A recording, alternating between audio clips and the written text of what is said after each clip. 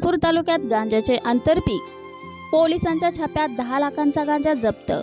खानापूर तालुक्यात आंतरपीक म्हणून गांजा लावण्यात आल्याचे उघडकीस आले असून रेणावी गावच्या हद्दीत ऊस आणि इतर पिकात हा गांजा लावण्यात आला होता।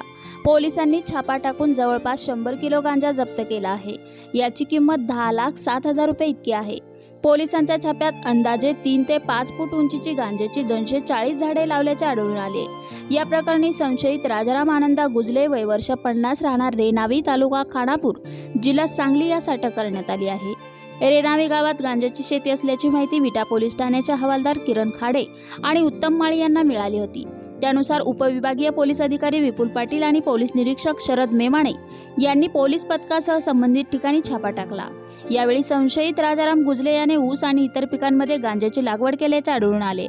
संशयित गुजले याला ताब्यात घेऊन ऊसाची आणि शेतीची पाहणी केली असता ऊसामध्ये व इतर शेतीमध्ये गांजाची लहान मोठी 240 झाडे आढळून आली आहेत। त्याचे एकूण वजन 100 किलो 700 ग्रॅम असून सुमारे 10,07,000 रुपये किमतीचा हा मुद्देमाल असल्याचे पोलीस निरीक्षक शरद मेमाणे यांनी सांगितले आहे।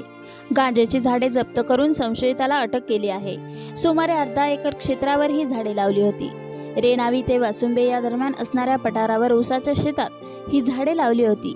या भागात वर्दळ कमी असल्याने कोणाचेही तिकडे लक्ष गेले नव्हते। मात्र आम्हाला याविषयी माहिती मिळाल्यामुळे ही गांजाची शेती उघडकीस आल्याचे पोलीस निरीक्षक मेमाणे यांनी सांगितले। जिल्हा पोलीस प्रमुख संदीप घुगे यांच्यासह उपविभागीय पोलीस अधिकारी विपुल पाटील यांच्या आदेशानुसार संशयितांवर कारवाई करण्यात येत आहे। अंमली पदार्थ बाळगणे गुन्हा आहे। अंमली पदार्थाबाबत काही माहिती मिळाल्यास पोलिसाशी संपर्क साधावा असे आवाहन पोलीस निरीक्षक श्री शरद मेमाणे यांनी केले आहे।